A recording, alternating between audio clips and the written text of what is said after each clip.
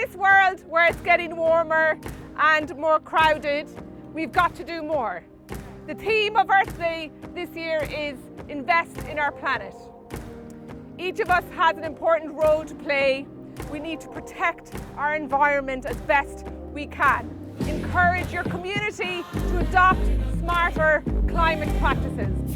What it's about is everyone taking one step forward every day will get us to a world that actually will still be able to be habitable. Because we talk about Earth Day, it's actually what we're really talking about is Human Day.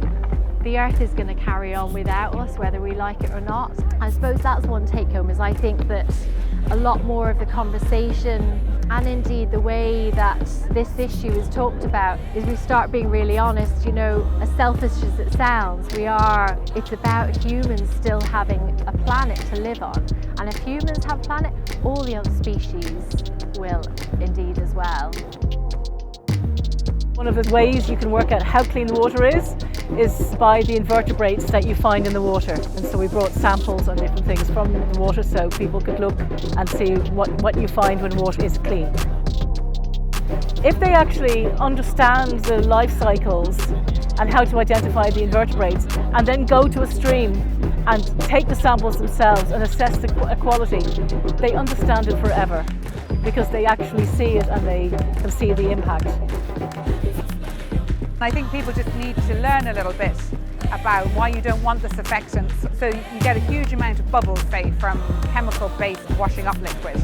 You get less bubbles from an eco-based washing up liquid, but you really don't want those bubbles going down into our streams and into our lakes and eventually into the sea and the damage that they're doing. You really don't want that. So you want as little as possible. You want your wastewater to contain as little chemicals as possible. And some of the eco-cleaning products actually contain organic oils, and they've thought about the wastewater. So they've thought about what's being put back into the environment after we've used the water and how to make that have as least impact as possible. Kelp forests are nursery grounds for fish. They're also places where crustaceans like crabs and lobster and shrimp live, crayfish. So it is a very biodiverse, rich area and we want to see it protected. At the moment, for Earth Day, we have a stall here just to highlight it and just to bring a bit of awareness to it. At the moment, we're going through legal process, but basically we're just trying to bring awareness to it. We have some pictures of what can be seen just on the shoreline, but also underwater. There's some amazing stuff to be seen there. So we'd encourage people to go snorkeling and to be more aware of what's beneath the waves.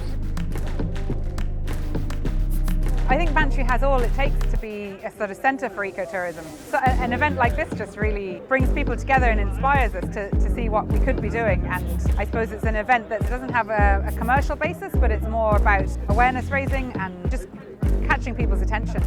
Because I guess our attention's pulled in so many different directions that, you know, if you have something that brings you together and makes you think about what you're doing every day and how that can be done differently, I think it really helps. And I think Bantry and West Cork in general, there's a lot of people living here and everyone's doing their bit. And so what we need is something to bring us together so that we can share what we're all doing and inspire each other.